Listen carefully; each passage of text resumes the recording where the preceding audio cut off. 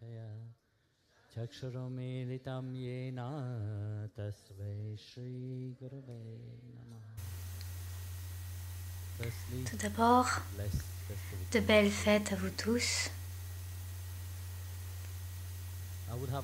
Je vous aurais demandé si vous aviez des questions, mais chaque fois que je pose cette question, cela m'attriste car vous êtes tellement illuminés que ma pauvre petite connaissance tomberait juste sur du métal chaud. Et c'est pourquoi je ne vous le demanderai pas.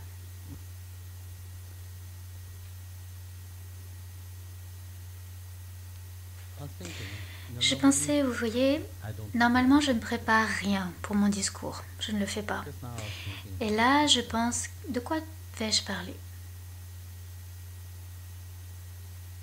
Ce matin, quelqu'un m'a écrit en me disant Joyeux Noël et la personne m'a demandé si j'aimais Noël. J'ai dit, il n'y a rien à ne pas aimer en soi. C'est un moment où, en fait, tout le monde célèbre. Et j'ai écrit, j'apprécie, car pendant cette période, les gens deviennent très hypocrites. L'hypocrite à l'intérieur qui ressort en surface.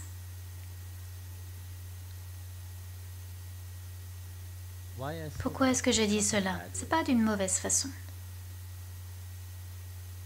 En fait, la réalité c'est que tout le monde prétend pendant cette époque, pendant cette période, que tout va bien.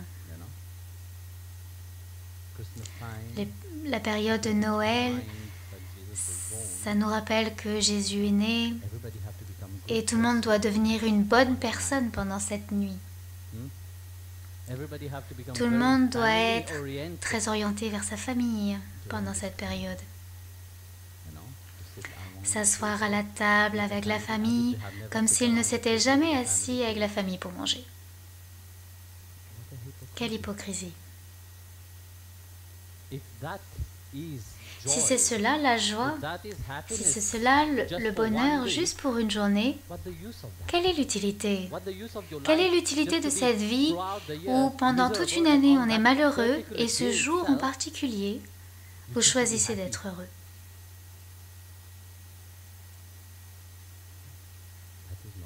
Ce n'est pas une vie spirituelle. Ce n'est pas une vie que Dieu vous a donnée pour venir ici et célébrer seulement une fois l'année. D'être heureux avec votre famille seulement une fois l'année.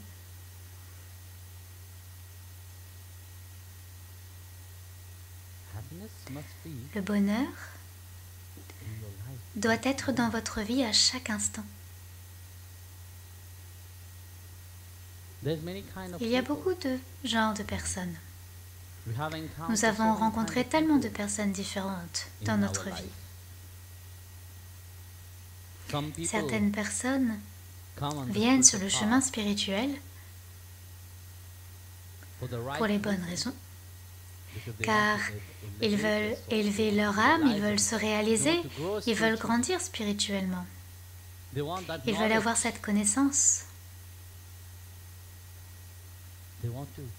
Ils veulent être en essence qui ils sont. Certaines personnes viennent pour leurs besoins corporels. Ils viennent sur le chemin spirituel. Oh, c'est magnifique, allons sur le chemin spirituel. On va rencontrer de belles personnes. Les gens vont nous écouter. Les gens vont prendre soin de nous.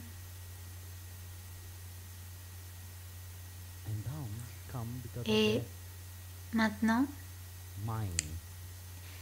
en fait, à cause de leur mental qui est rempli de tant de désirs, ils viennent sur le chemin spirituel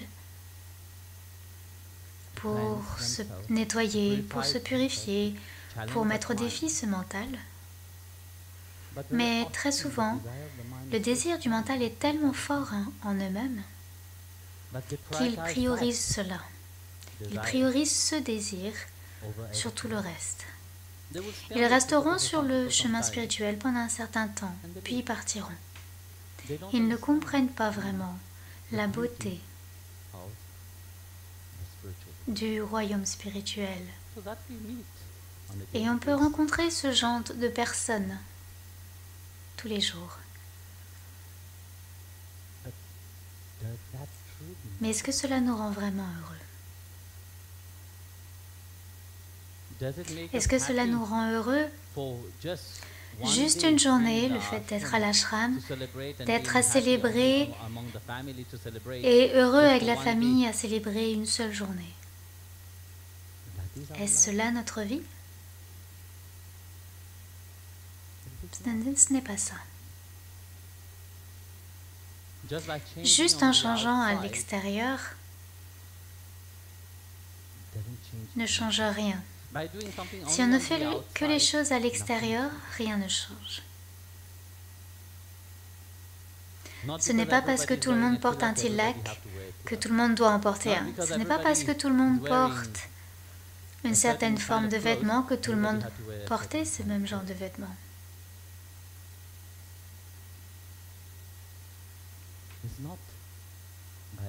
Ce n'est pas en copiant, comme je disais hier, que nous serons nous-mêmes.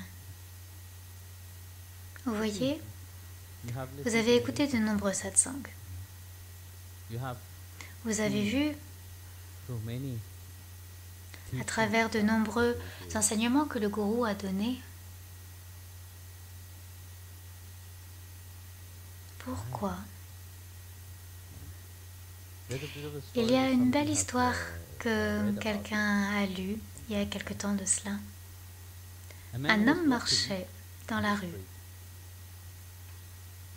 et en marchant, il est tombé. Il est tombé dans un trou. Il est tombé. Et il est tombé dans ce trou et il criait. Un docteur passait par là. Le docteur a entendu qu'il criait en bas. Il a écrit une prescription et il l'a jetée. Un prêtre ensuite est passé. Le prêtre passe, il l'entend crier.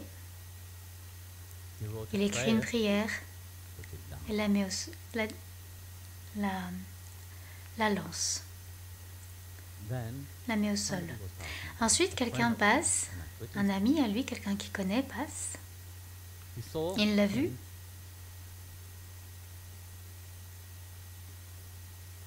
Il l'appelle et il dit « Aide-moi ». Et cet homme saute lui-même dans le trou.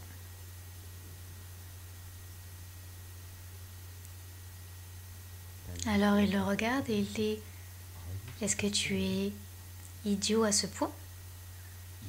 Tu as sauté dans ce trou dans lequel j'essaye de sortir, duquel j'essaye de sortir. » Et cet ami lui a dit « Eh bien, j'ai sauté dans le trou car t'expliquer ne servira à rien. J'ai sauté dans ce trou pour que je puisse t'en sortir. Moi aussi, je suis tombée dans ce trou une fois. Et j'en connais la sortie. »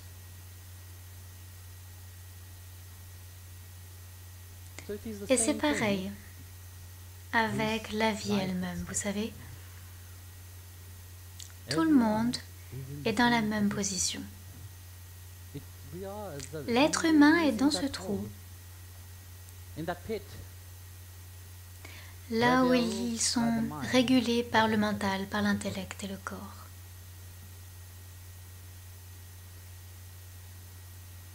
Beaucoup viendront, vos parents sont venus dans votre vie, ils vous ont guidé. Vos amis sont venus, ils vous ont guidé. Mais qui sautera à l'intérieur? Seulement ceux qui ont traversé cela. Et le gourou vient dans votre vie et il dit oui. Quel est le but du maître? Quel est le but du gourou? Jésus était un très beau personnage, il est venu pour libérer, il est venu pour sauver les gens. Krishna est venu, Il a donné la Gita pour élever la conscience de l'homme. Le gourou vient dans cette réalité dans laquelle vous vous êtes mis. Il choisit de venir pour vous retirer de cela.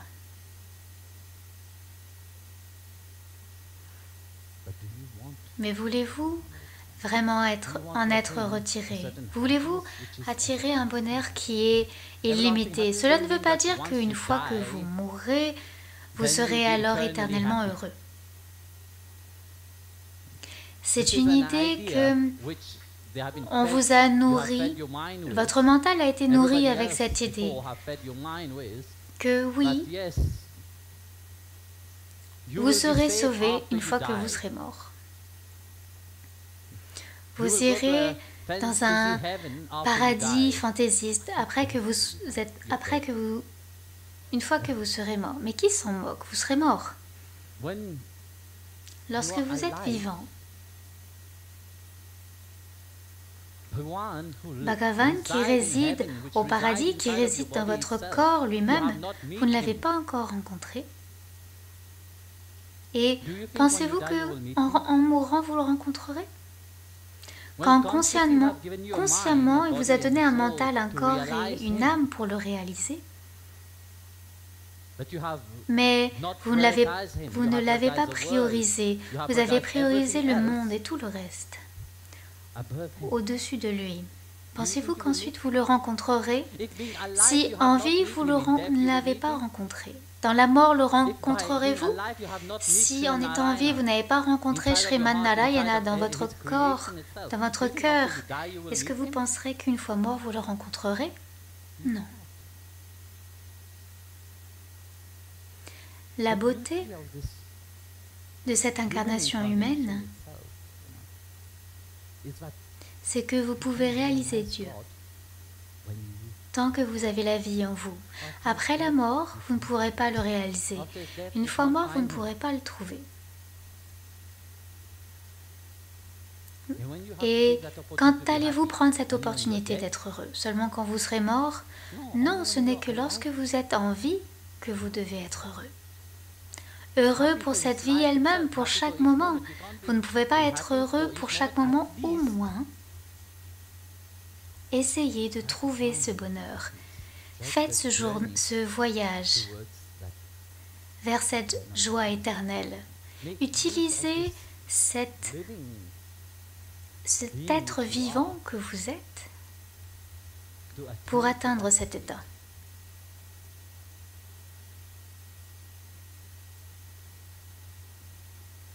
Ce n'est pas seulement une journée où on doit être heureux. La joie devait être à chaque instant de votre vie. La joie doit courir après vous, où que vous soyez. La joie devrait être quand quelqu'un vous regarde et dit « Je veux cette joie. Je veux ce que cette personne a. » Même s'ils ne peuvent pas l'avoir, même s'ils sont mis au défi pour cela. Comme je l'ai dit hier, la connaissance est importante. Ce que vous pouvez donner aux gens, vous ne pouvez pas donner cette joie à quelqu'un. Vous savez, c'est la stupidité où quelqu'un dit « Je te donne cette joie ». Non, vous ne pouvez pas. Vous pouvez devenir heureux pour vous-même. Lorsque vous êtes heureux pour vous-même, automatiquement, vous serez heureux.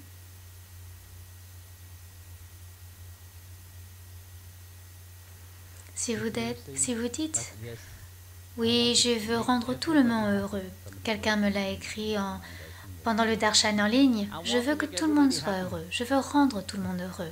Et j'ai dit « Avant de vouloir rendre le monde entier heureux, soyez-vous heureux tout d'abord. Si vous changez, le monde changera. » Mais si vous-même êtes malheureux, quelle est l'utilité de rendre les gens heureux?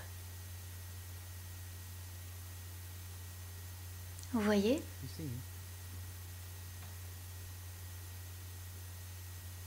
L'eau.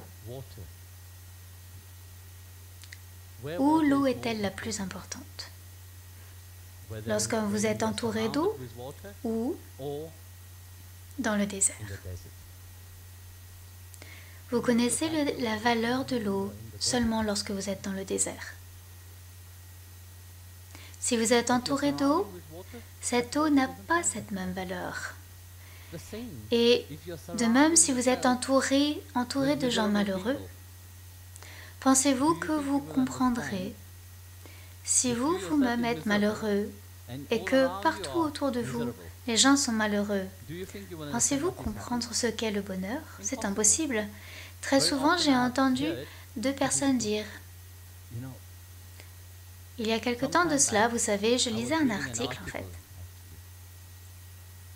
2 personnes ont sauté du pont de San Francisco. 2 jeunes, 16 ans et 14 ans. Ils ont sauté et ils se sont suicidés. Je ne me souviens plus beaucoup de cet article en fait, mais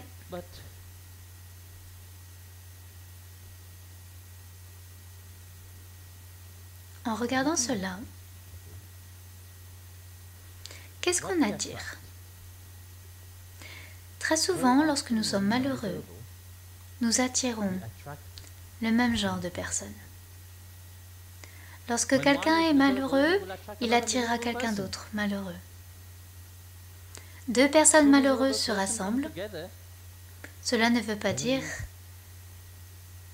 qu'il y aura comme résultat le bonheur. Ils vont combler le malheur de chacun l'un l'autre et faire que ce malheur soit plus fort. Et c'est cela qui pousse les gens à se tuer après cela. Car ils n'ont pas compris l'importance de la vie elle-même. Et bien sûr, vous voyez, lorsque vous êtes dans cet état, comme j'ai dit, les gens avec le mental qui est gouverné par le désir du mal, qui est dicté par tout ce que le mental lui dicte. Et ils le suivent, ils vont l'écouter, ils vont courir après, ils vont y penser. Pensez-vous que on sera libre, qu'on va pouvoir atteindre cette joie et ce bonheur? Regardez-vous.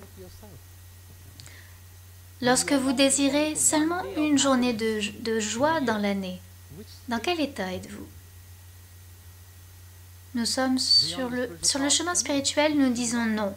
La vie est une célébration elle-même. Chaque moment de votre vie est une célébration. Car pour nous, ce n'est pas juste une fois où on meurt, on va rencontrer Dieu. Bhagavan Krishna a dit non, je suis celui qui réside à l'intérieur de vous. Cela veut dire que chaque jour, nous le rencontrons. Chaque jour, nous pouvons le rencontrer. Chaque jour, nous pouvons le voir. Lorsque nous plongeons dans notre cœur et que nous ressentons cette joie, ce bonheur, qu'on ressent cet amour qu'il a mis à l'intérieur de nous, ce n'est pas quelque chose qui est à l'extérieur, c'est à l'intérieur. Et alors chaque moment de votre vie devient un moment heureux. Chaque moment de votre vie devient une célébration. Mais que faisons-nous? Nous allons voir une personne malheureuse et demander à cette personne, est-ce que tu veux bien partager mon malheur? Et la personne dit, je suis déjà malheureux. Je vais partager mon malheur avec toi. Et tous les deux partagent leur malheur. Pensez-vous que 2 personnes négatives ensemble deviennent positives, moins et moins deviennent plus? Non, ce n'est pas mathématique. Si vous voulez vous éveiller, si vous voulez transformer, si vous voulez être joyeux vraiment, regardez à l'intérieur de vous. L'extérieur, c'est une chose, c'est beau. Au moins, vous avez la première étape dans cela. Vous avez changé vos vêtements, vous avez mis de la décoration sur votre visage et vous vous êtes C'est joli, parce que vous ne savez pas quand Bhagavan viendra devant vous et au moins vous êtes prêt pour lui. Et c'est une chose également. Une fois, je regardais une vieille dame, la façon dont elle regardait le Seigneur Krishna, la déité, avec une telle admiration. J'étais sur le côté à la regarder et vous pouviez voir la beauté par laquelle elle le regardait. Elle s'était décorée elle-même très joliment, mais vous pouviez voir que elle ne regardait pas seulement la déité. Vous pouviez voir et sentir qu'elle regardait Bhagavan lui-même. Et à l'intérieur, son âme demandait, mon Seigneur, mon bien-aimé, quand est-ce que tu viendras? Elle s'est rendue belle, non seulement à l'extérieur, mais sa beauté intérieure également brillait à travers elle. Et je la regardais, et waouh! Elle s'est magnifiée à l'extérieur pour son désir ardent, pour son bien-aimé. Et c'est pareil dans la Gopi Gita. Comment la Gopi se décorait. Mais ce n'est pas juste se décorer de l'extérieur. Vous voyez, ce désir ardent doit être présent. Si vous n'avez pas ce désir à l'intérieur de vous, si vous n'avez pas cet amour à l'intérieur de vous et dire « oui, j'aime Dieu, j'aime Krishna », vous savez, cette langue peut dire beaucoup de choses. Et ensuite, vous venez pendant quelque temps et ensuite vous partirez. Car à l'intérieur, il n'y a pas ce désir fort à l'intérieur. Votre âme ne crie pas pour cela. Ce n'est que l'extérieur. À l'extérieur, vous pouvez faire un spectacle. Mais cela ne veut pas dire que cela nous amène vers le but de notre vie. Cela ne veut pas dire que cette vraie joie et ce vrai bonheur s'éveillera.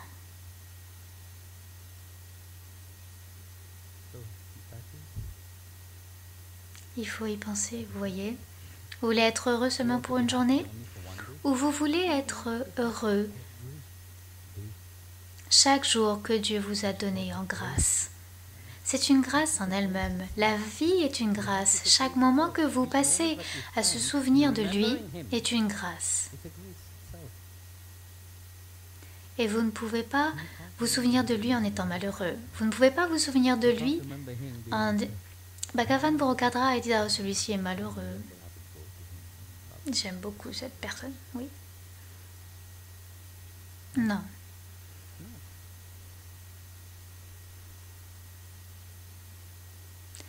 Il doit y avoir cette sincérité dans votre cœur.